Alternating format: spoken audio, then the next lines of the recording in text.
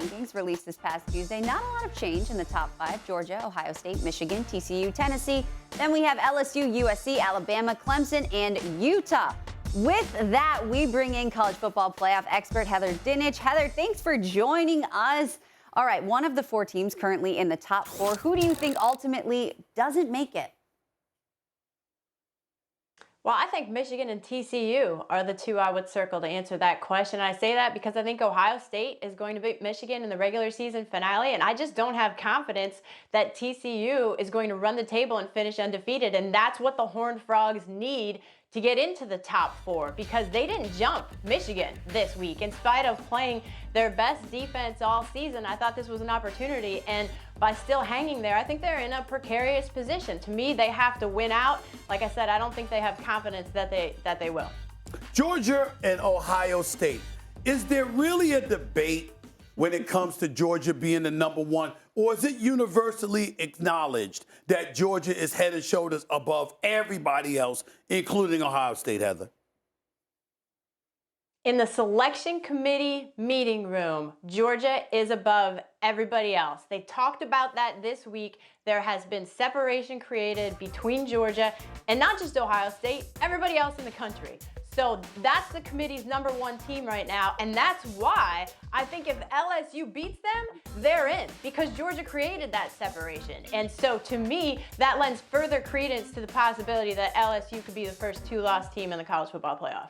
What about somebody like a USC? I'm certainly not talking about them as the number 1 team in the nation. I mean, they lost to Utah, for crying out loud. But what I'm saying is, when I think about the Pac-12 and I think about USC and I think about them having only 1 loss on the season, is there any possible way you can envision them moving up into the proceedings, particularly when a team like a TCU or Michigan, assuming they lose to Ohio State, ends up getting bounced out of the top 4? What are we to say about USC right now?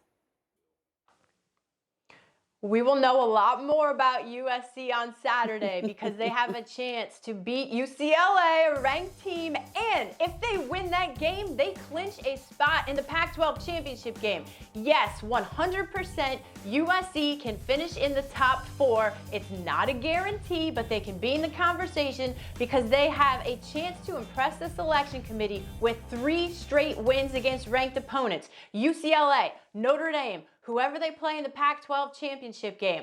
They need TCU to lose in order to avoid some type of debate there for that 4th spot, though, with Tennessee. Because the way I see this playing out, you've got Georgia, you've got the Big Ten winner, you've got undefeated TCU if they're in there, and then that debate for that 4th spot could come down to a 1-loss Pac-12 champ USC or Tennessee that didn't even win its division. But if you knock out TCU, then you've got an opportunity to have USC and Tennessee in the top 4. All right, speaking of debate, there's a lot of hype and debate around the Heisman. Who is your pick to win the Heisman Trophy? It's so hard right now, but as of right this skinny minute, it's really hard, because there are a lot of good players out there, and I think we're going to see 2 of them next week. C.J. Stroud and Blake Corum, Michigan's running back, who's been so good. But I'm going to stick with C.J. Stroud right now. He was my preseason pick. Ohio State was my preseason number 1, and he has just made some NFL throws that has to make scouts drool right now. And there's been so much pressure on him in that passing game. People have to remember, their top 2 running backs are banged up. I'm curious to see the health of Travion Henderson and Mayan Williams Saturday here in Maryland and how they do. But there's just been so much pressure on Stroud, and he's lived up to the hype every minute of it. There's been a lot of hype.